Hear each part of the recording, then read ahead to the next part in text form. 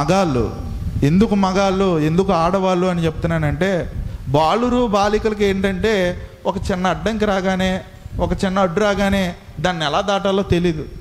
వాళ్ళు అక్కడే ఆగిపోతారు, ఎందుకంటే చిన్నపిల్లలు కాబట్టి, తెలియదు కాబట్టి. కానీ మగవాళ్ళు, ఆడవాళ్ళు అంటే ఎదిగిన వాళ్ళు ఏం చేస్తారంటే, అడ్డంకి వచ్చినా సరే దాన్ని ఏదో ఒకలాగా అధిగమిస్తారు. అందులో ఉంది మగవాళ్ళకి బాలురకి, ఆడవాళ్ళకి బాలికలకి ఉన్న తేడా. దేవునికి స్తోత్రం, హల్లెలూయా. ఈ అడ్డంకు రాగానే, ఈ అవరోధం రాగానే వాళ్ళలో ఒక సృజనాత్మకత బయటకు వస్తుంది, క్రియేటివిటీ బయటకు వస్తుంది. క్రియేటివిటీ ఒక మనిషిలో ఎప్పటి నుంచి బయటకు వస్తుందంటే, తనకి ఎప్పుడైతే ఒక అడ్డంకి వచ్చిందో, ఒక అవరోధం వచ్చిందో, వెంటనే ఆ వ్యక్తిలో పుట్టే ఒక అద్భుతమైన లక్షణం లేదా గుణం ఏంటంటే క్రియేటివిటీ. ఎంత క్రియేటివిటీ వచ్చిందంటే వెంటనే వీళ్ళందరూ కూడా ఏం చేశారు, అవరోధాన్ని, ఆ అడ్డంకిని, ఆబ్స్టకల్ని వెంటనే తారుమారు చేస్తారు. నాకు బాగా నచ్చిన మాట ఏంటంటే, తల్లిదండ్రులు కేవలం మనకు పేరు పెడతారు, కానీ పేరు తెచ్చుకోవాల్సింది ఎవరంటే మనమే. దేవునికి స్తోత్రం. తల్లిదండ్రులు ఏం చేస్తారు, మనకి కేవలం పేరే పెడతారు, కానీ పేరు తెచ్చుకోవాల్సింది ఎవరు, మనమే. కేవలం వాళ్ళు అక్కడ దాకా మోసుకు రావడమే వాళ్ళ రెస్పాన్సిబిలిటీ అనుకోలేదు. ఇక్కడ దాకా మోసుకు రావడమే రా నీకు గొప్ప అవుటోడివి, ఇక్కడ దాకా తేడమే నీకు చాలా పెద్ద సర్వీసు, అలా అనుకోలేదు వాళ్ళు. ఇక్కడ దాకా తీసుకొచ్చిన మేము ఖచ్చితంగా నేనేం చేయాలంటే ప్రభు సన్నిధిలోకి చేర్చాలి అని ఆ వ్యక్తిని ప్రభు సన్నిధి దాకా తీసుకువచ్చారు. దేవునికి స్తోత్రం, హల్లెలూయా. ఎప్పుడైతే అడ్డంకి కలిగిందో, ఎప్పుడైతే అవరోధం కలిగిందో, ఎప్పుడైతే ఆ పరిస్థితిలో వాళ్ళు ఎప్పుడైతే ఏం చేయాలో తెలియక నించొని ఉండిపోయారో, వాళ్ళు ఏం చేయలేదంటే వెనక్కి తిరిగి వెళ్ళిపోలేదు. దేవునికి స్తోత్రం. నాగలి మీద చెయ్యి వేసి విను. రత్నం భాస్కర్ గారు ఒక పాట రాశారేటని, నాగలిపై చెయ్యి వేసి వేణు తిరుగను.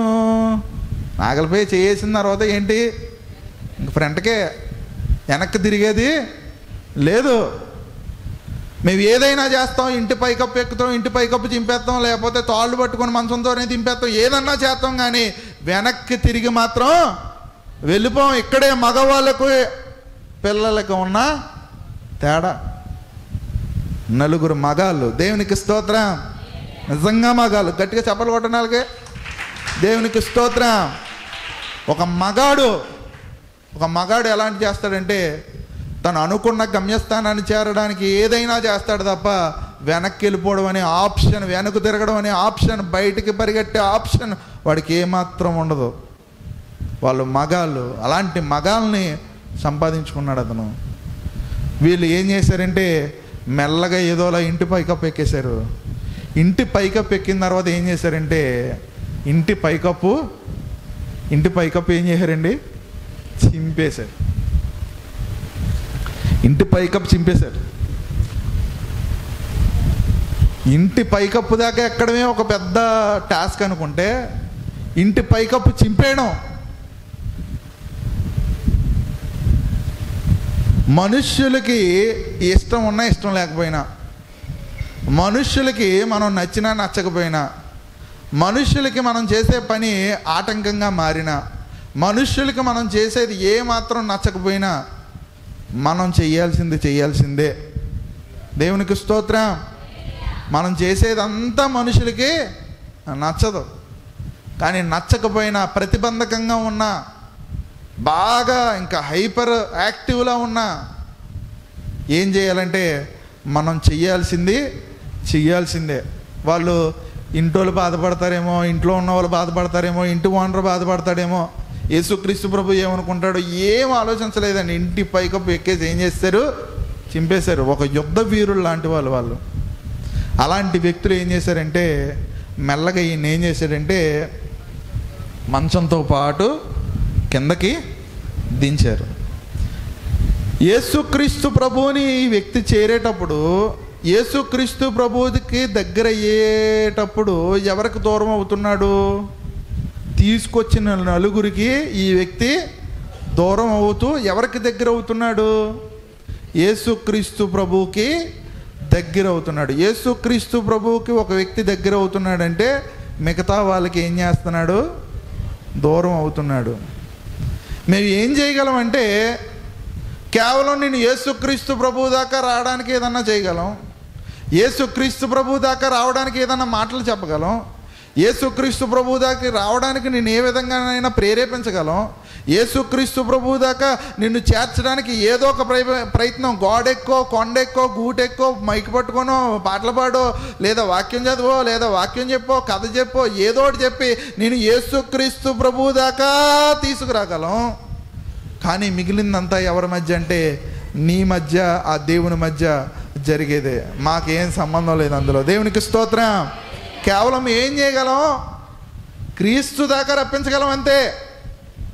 ఈ ప్రపంచంలో ఉన్న ఏ బోధకుడైనా, ఏ ఉపదేశకుడైనా, ఏ పాస్టర్ గారైనా, ఏ దైవజనుడైనా సరే ఒక విశ్వాసిని కేవలం ప్రభువు దాకా తీసుకురాగలడు తప్ప ప్రభువుని అతన్ని కనెక్ట్ చేయలేడు. అది మీ ఇద్దరి మధ్య ఉన్న వ్యక్తిగత విషయం. అయితే వీళ్ళు ఆ వ్యక్తిని వదులుతూ ఎవరి దగ్గర చేరుస్తున్నాడంటే యేసుక్రీస్తు ప్రభు దాకా వచ్చాడు. అంటే కొంతమంది వదిలేయడం ద్వారా మనం ఎవరికి దగ్గర అవుతాం? క్రీస్తుకు దగ్గర అవుతాం. ఇప్పుడు దాకా ఈ నలుగురిని పొగిడారు కదండి, మరి ఇప్పుడు విమర్శిస్తున్నారు ఏంటంటే అన్ని కోణాల్లోనూ చూడాలి వాక్యం అనేదాన్ని. మనుషులను మనం వదిలేస్తున్నప్పుడు, మనుషులను మనం పట్టించుకోలేనప్పుడు, మనతో పాటు అక్కడి దాకా వచ్చిన వారు మనం వదిలేసినప్పటికీ కూడా ఆ వదిలేయడం అనేది దేనికి వదిలేస్తున్నారంటే దేవుని దగ్గరికి మనం చేరడానికే వాళ్ళు వదిలేస్తున్నారని వాళ్ళని బట్టి మహింపరచాలి దేవుణ్ణి. దేవునికి స్తోత్రం. అందరూ వదిలేస్తేనట దేవుడు వాళ్ళని పట్టుకుంటాడట. అన్నదమ్ములు తండ్రి వదిలేస్తే దావీదుని దేవుడు పట్టుకున్నాడు. అన్నదమ్ములందరూ అసూయపడితే యోసేపుని దేవుడు ఎన్నుకున్నాడు. మోషేని నదిలో వదిలేస్తే దేవుడు ఏం చేశాడు? ఐగుప్తు దేశానికి సంబంధించిన యువరాజుని చేసి. మనుషులను వదిలేస్తున్నప్పుడు దేవుడికి దగ్గర అయిపోతారు. మనుషులు మిమ్మల్ని వదిలేసినప్పుడు ఏమనుకోండి అంటే ఒక్కడే అనుకోండి, దేవునికి నేను దగ్గర అవుతున్నాను. అలాంటి దగ్గర అయిన వాళ్ళు ఎవరైనా ఉంటే గట్టిగా చప్పట్లు కూడా దేవుని అనుమయింపరచాను. మిమ్మల్ని అందరినీ మనుషులు వదిలేసారేంటి? ప్రతి ఒక్కరు వదిలేస్తారు, పొడిసేస్తారు. మన వెనకాలే ఉంటారో టైం వచ్చినప్పుడు వదిలేస్తారు. అలా వదిలేసిన వాళ్ళని బట్టి ప్రభువుని స్తుతించండి. దేవునికి స్తోత్రం. అయితే ఎప్పుడైతే ఈ వ్యక్తి ప్రభుక్షేత్రంలోకి వచ్చాడో, ప్రభుక్షేత్రంలో ఎప్పుడైతే కనబడుతున్నాడో, ప్రభుక్షేత్రంలోకి ఎప్పుడైతే దిగిపోయాడో, ఆయన సన్నిధిలోకి ఎప్పుడైతే ఈ నలుగురు ఆ వ్యక్తిని నడిపించారో, యేసుక్రీస్తు ప్రభు ఒక అద్భుతమైన పదప్రయోగాన్ని ఆ వ్యక్తి మీద చేస్తాడు. ఏంటంటే ఆ ప్రయోగం, ఒరే కుంటోడా, ఒరే పక్షవాయువు కలిగిన వాడా, ఒరే మంచం మీద ఉన్న సోమరి, మంచం మీద పాటు మోసుకొని వెళ్ళే ఒక వ్యక్తి, ఎలాంటి మాటలేమనకుండా కుమారుడా, దేవునికి స్తోత్రం చెప్పండి గట్టిగా. ఏమని పిలుస్తున్నాడండి నా ప్రభు? కుమారుడా. మొత్తం ఎంటైర్ స్టోరీలో ఆ కథ ప్రారంభం దగ్గర నుంచి ఇప్పుడు దాకా అందరూ ఆ వ్యక్తిని దేనితో చూశారంటే తన బలహీనతతో చూశారు, తనకున్న పొజిషన్ బట్టి చూశారు, తనకున్న ఇబ్బందిని బట్టి చూశారు. కుంటోడు, పక్షవాయువు కలిగిన వాడు, తిరుగుపోతూ, తాగుపోతూ, దొంగ, ద్రోహి, హంతకుడు, వ్యభిచారి, ఇలాంటి నిందలతో చూస్తున్నప్పుడు దేవుడు నిన్ను ఎలా చూశాడంటే కుమారుడుగా చూశాడండి. దేవునికి స్తోత్రం. హల్లెలూయా. మనుషులందరూ చూసినట్టు చూడలేదు ఆయన, మనుషులందరూ చూస్తున్నట్టు చూడడం లేదైనా. మనుషులందరూ నీకు చాలా పేర్లు పెట్టారు. వదరబోతని, తిరుగుబోతని, తాగుబోతని, దొంగని, ద్రోహని, అహంకారుడని, అవహేళన చేసేవాడని, హాస్యకారుడని, రకరకాల పేర్లు పెట్టారు. మితభాష అని, రకరకాలుగా గర్వం కలిగిన వాడని, అహంభావం కలిగిన వాడని, చిలిపనులు చేసేవాడని, మాట విన్నవాడని, రకరకాల పేర్లు. కానీ నా ప్రభు మాత్రం నిన్ను ఎలా చూస్తున్నాడంటే నువ్వు ఎలాంటి పరిస్థితులు వచ్చినా సరే నిన్ను కుమారుడుగానే చూసే దేవుడు అండి. దేవునికి స్తోత్రం. హల్లెలూయా. ఆ వ్యక్తి అంటున్నాడు, ఆ వ్యక్తితో ప్రభు అంటున్నాడు, కుమారుడా, కుమారుడా, కుమారుడా. ఈరోజు ప్రభు సన్నిధిలో ఉన్న మిమ్మల్ని అందరినీ అడుగుతున్నాను, మీరు ఎలాంటి బలహీనతలో ఉన్నా, ఎలాంటి పరిస్థితిలో ఉన్నా, ఎలాంటి పేరు సంఘం సమాజం మీకు పెట్టినా, నా ప్రభు మాత్రం మిమ్మల్ని ఏ కోణంలో చూస్తున్నాడంటే తన సొంత పిల్లాడి వలె, తన సొంత కుమార్తె వలె నేను చూస్తున్నాడు. ఆయన అంత ప్రేమ కలిగిన దేవుడు. దేవునికి స్తోత్రం. ఆయన స్వరూపమే ప్రేమ. ఎప్పుడైతే కృప విస్తరిస్తుందో విమర్శలు అక్కడ ప్రారంభం అవుతాయి. ఎక్కడైతే కృప అధికంగా ఉంటుందో అక్కడ ఏమొస్తూ ఉంటే విమర్శలు వస్తూ ఉంటాయి. ఇంత కృప దేవుడు చూపించేసరికి అక్కడ ఉన్న వాళ్ళందరికీ ఏం వస్తుందంటే కోపం వస్తుంది. పాపాలు క్షమించడానికి ఇతనెవడో దేవదోషం చేస్తున్నాడు, ఎలాంటి మాటలు మాట్లాడుతున్నాడేంటి, ఎలాంటి మాటలు చెప్తున్నాడేంటి, వాళ్ళందరికీ చాలా కోపం వస్తుంది, పట్టరాని కోపం వస్తుంది. చాలా కోపంతో ఊగిపోతున్నారు అక్కడ ఉన్న వాళ్ళందరూ. అప్పుడు యేసుక్రీస్తు ప్రభు అంటున్నాడు,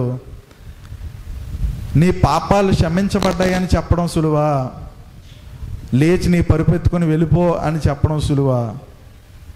ఏది సులువండి? ఏది సులభం? మీ పాపాలు క్షమించబడ్డాయని చెప్పడం సులభమా? ఓ కాలు పని చేయనోడితో నీ పరుపెత్తుకొని వెళ్ళిపో, నడుచుకొని వెళ్ళిపో అని చెప్పడం సులభమా? ఏది సులభం?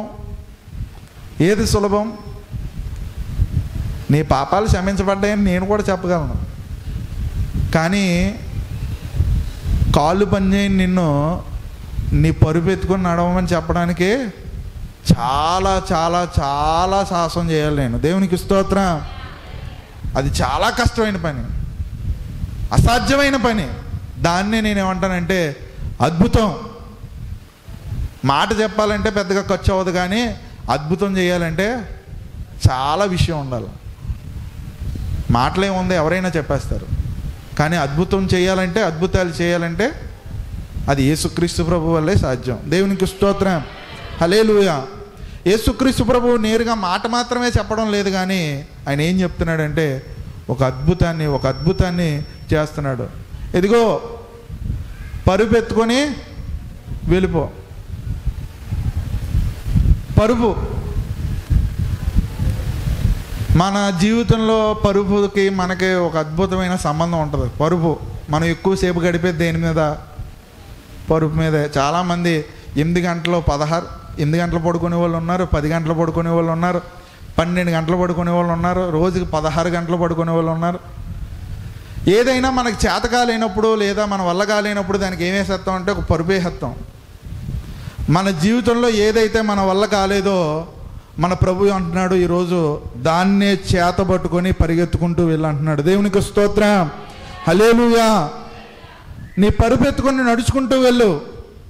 నువ్వు ఎక్కడైతే వదిలేసావో, ఎక్కడైతే నీ ప్రస్థానాన్ని ముగించేసావో, ఎక్కడైతే నీ ప్రయాణాన్ని ఆపు చేస్తావో, ఎక్కడైతే నీవు చేరాలనుకుంటున్న గమ్యస్థానానికి సంబంధించిన బ్రేక్ అడ్డుకట్ట నువ్వు వేసేసావో అక్కడి నుంచే నీ పరుపెత్తుకుని ప్రారంభించు అనే వాగ్దానంతో, ఆశీర్వాదంతో దేవుడు మనందరినీ బలపరుస్తున్నాడు. దేవునికి స్తోత్రం.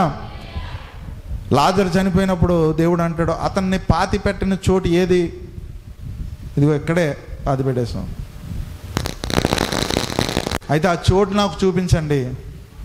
దేనికి అంటే లాజరును తిరిగి లేపడానికి. మన జీవితంలో ఏవైతే చలనం లేని పరిస్థితులు ఉన్నాయో, మన జీవితంలో ఏదైతే కదలకుండా నిర్జీవంగా పడిపోయి ఉందో, మన జీవితంలో ఏదైతే నిర్జీవ ప్రాంతం అని మనం అనుకుంటున్నామో దానికి పునరుద్ధానం కలిగించడానికి యేసుక్రీస్తు ప్రభు ఈ ఆదివారం మీ అందరి ద్వారా మాట్లాడుతున్నాడు. దేవునికి స్తోత్రం. మీ అందరితో ప్రభు మాట్లాడేది ఏంటంటే నీ జీవితంలో నిర్జీవంగా మీద పడిపోయి ఉన్నది ఏది? నీ జీవితంలో నిర్జీవ ప్రాంతంలో ఉండిపోయింది ఏది? నీ జీవితంలో నిర్జీవంగా నువ్వు ఏమాత్రం దాని గురించి ఏమాత్రం సాకారం కానీ ఏమాత్రం ఏది చేయలేని పరిస్థితిలో ఉన్న ప్రాంతం ఏది? దానిని పునరుద్ధాన శక్తితో దేవుడు లేపబోతున్నాడు. ఆ వ్యక్తిని ఎలాగైతే లేపాడో పరిశుద్ధాత్ముడిగా, ఒక పరిశుద్ధాత్మ శక్తితో ఏ విధంగా అయితే లేపాడో, ఈరోజు నీ జీవితంలో కూడా ఏదైతే నిర్జీవంగా ఉందో, ఏదైతే కదలిక లేకుండా ఉందో, ఏదైతే కదలలేని పరిస్థితిలో ఉందో, ఏదైతే పక్షవాయువు కలిగిన ఆత్మతో నువ్వు బాధపడుతున్నావో, నీకున్న పక్షవాయువు కలిగిన ఆత్మను దేవుడు ఇప్పుడే నీ నుంచి దూరంగా యేసుక్రీస్తు నామములో నీ నుంచి విడుదల చేస్తున్నాడు. నిర్జీవమైన పరిస్థితిని విడుదల చేస్తున్నాడు. నిర్జీవంగా ఉండిపోయిన పరిస్థితిని విడుదల చేస్తున్నాడు. పరిశుద్ధాత్మను పొందకుండా ఉండిపోయిన స్థితి నుంచి దేవుడు నిన్ను ఇప్పుడు విడుదల చేస్తున్నాడు, విమోచన చేస్తున్నాడు. ఆయన పునరుద్ధానపు శక్తితో మనందరినీ బలపరుచునుగా. గట్టిగా చెప్పరు కొట్టి ఆయన నామాన్ని మహిమపడతామా? దేవునికి స్తోత్రాలు ఆరోపిద్దామా? గట్టిగా ఆయనకు స్తుతులు ఆరోపిద్దామా? ఆయన పునరుద్ధానపు శక్తి ఇక్కడ కూర్చున్న వాళ్ళందరికీ కలుగునుగాక. మీలో ఉన్న నిత్యమైన ప్రాంతాలు జీవంతో కదల్చబడునుగాక. ఆయన మీ జీవితంలో కదలికను తీసుకువచ్చునుగాక. మీ ఆర్థిక పరిస్థితులను దేవుడే మీ జీవంగా ఉండిపోయిన ఆర్థిక పరిస్థితులకు జీవం కలిగించునుగాక. మీ శక్తి సామర్థ్యాలను రెట్టింపు చేయునుగాక. మీకు నలుగురు మనుషుల్ని సంపాదించి పెట్టునుగాక. ఒక పరిశుద్ధమైన సహవాసంలోకి దేవుడు మిమ్మల్ని అందరినీ నడిపించునుగాక. ఒక పరిశుద్ధాత్మ సహవాసంతో ఎప్పటిదాకా యానివర్సరీ దాకా మనందరినీ దేవుడు నడిపించాడు. ఇక నుంచి ఒక అద్భుతమైన ఒక ఆశీర్వాదకరమైన ఆత్మను పొందుకొని ఇంకా రెట్టింపు బలముతో మనమందరం ముందుకు వెళ్దాముగాక. 2025 సంవత్సరంలో ఇంకా అధికమైన కార్యాలు ప్రభు సన్నిధిలో చేయదుముగాక. నిత్యమైన ప్రాంతాలు ఏమున్నాయి? నిత్యమైన ప్రాంతాలు. ఆ ప్రాంతాలన్నిటినీ కదిలించడానికి దేవుడు ఈ ఆదివారం మనందరితో మాట్లాడుతున్నాడు. దేవునికి స్తోత్రం. డిసెంబర్ 2వ తారీఖున మనం చర్చ్ యానివర్సరీ జరుపుకుంటున్నాం. ఇప్పటిదాకా 20 సంవత్సరాలు పరిచర్య ప్రభు మన దైవజనుల ద్వారా జరిగించాడు. ఇప్పటిదాకా నిర్జీవంగా ఉండిపోయేవేమో, పక్షవాయువు కలిగిన ఆత్మతో ఉండిపోయేవేమో, ఎక్కడో మంచం మీద ఉండిపోయేవేమో, ఎక్కడో ఇంకా కదలలేని పరిస్థితుల్లోనే ఉండిపోయేవేమో, సేవకు సహకరించలేని ఆత్మ నీకు ఉందేమో, పాటలకు రాలేని ఆత్మ నీకు ఉందేమో, పరిచర్యను బట్టి విమర్శిస్తే ఆత్మ నీకు ఉందేమో. ఈ రోజే ప్రభువైన యేసుక్రీస్తు నామములో ఆ దురాత్మను ఇప్పుడే యేసుక్రీస్తు నామములో లయపరుస్తున్నాను.